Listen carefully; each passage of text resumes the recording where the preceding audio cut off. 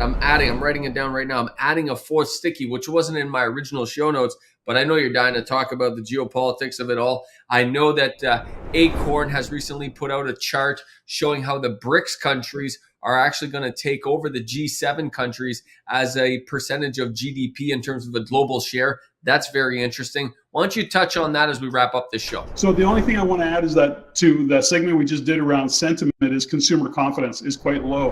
And I would say that it's low, but it's more about being cautious given what's happening. You know, as we come out of a funk, people have to gain some confidence again. I won't be surprised to see it tick up a little bit more over the next couple of months. I just wanted to comment on that. Having said that, when we look at what's happening with BRICS, Richard Diaz with Acorn, he's been on our stage. You know, I've talked to him many times. I've had him on my podcast.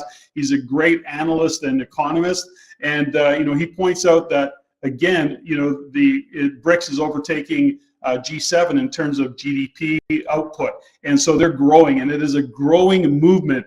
Lots going on in the with what's happening in the oil world, because United Emirates or OPEC, Saudi Arabia, China, Russia, they're all kind of hanging out together. Japan just recently bought some oil and natural gas from Russia. The thing about that is they did buy a lot, but it's to say, it's almost becoming an East versus West. They're kind of picking on the U.S., if you will, primarily. Canada doesn't really matter in the big picture, but really what you're seeing is a lot of controversy and a lot of things that are happening in the background where BRICS is actually growing. I think there's 16 other countries that want to be part of it, including Japan, who's now put up their hand, and surprisingly and interestingly is Mexico. Now, Mexico is wanting to join BRICS, and that would be a real shot. I don't think it's going to happen. I think it could happen over the next couple of years, but given that they have an agreement with Canada and US, it would be a big move for them to go over there. So these are things that we're watching, and if there's a risk to a market, I think that could be it. But at the other side of that, I think you're going to see oil go up.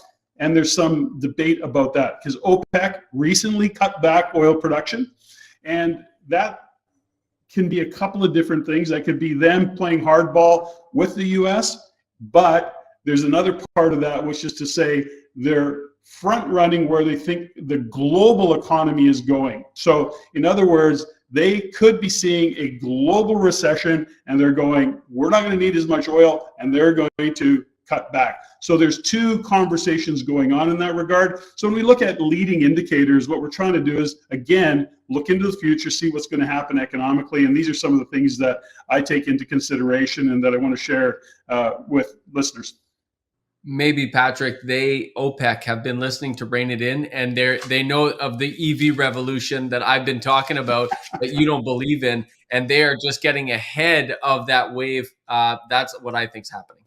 Yeah, well, it's not that I don't believe in the EV revolution. I think they're going to force it down our throats. I just don't think it's going to come at the speed that you think it might, although it's certainly happening. There's no doubt about that. Stephanie just got back from Japan. Why don't you go ask ChatGPT, and we'll see how fast it's coming. Oh, ChatGPT. So anyways, I'm saying it's coming. I just don't think it's going to be as fast or as robust as people think it is.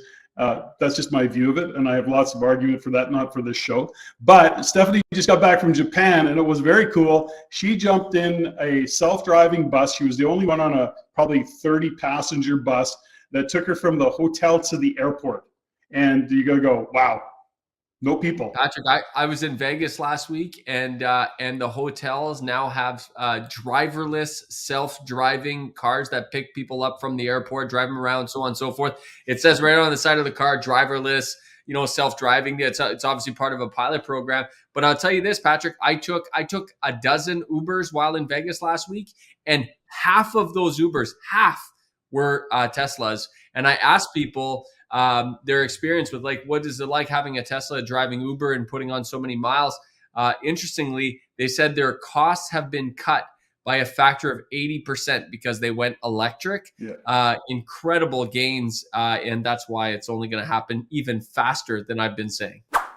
Yeah, maybe. I just like throwing stuff at the camera.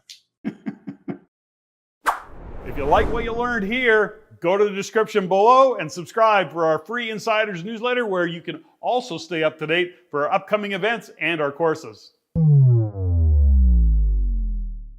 If you want to see more stuff like this, click here. If you want to see the entire show, click there.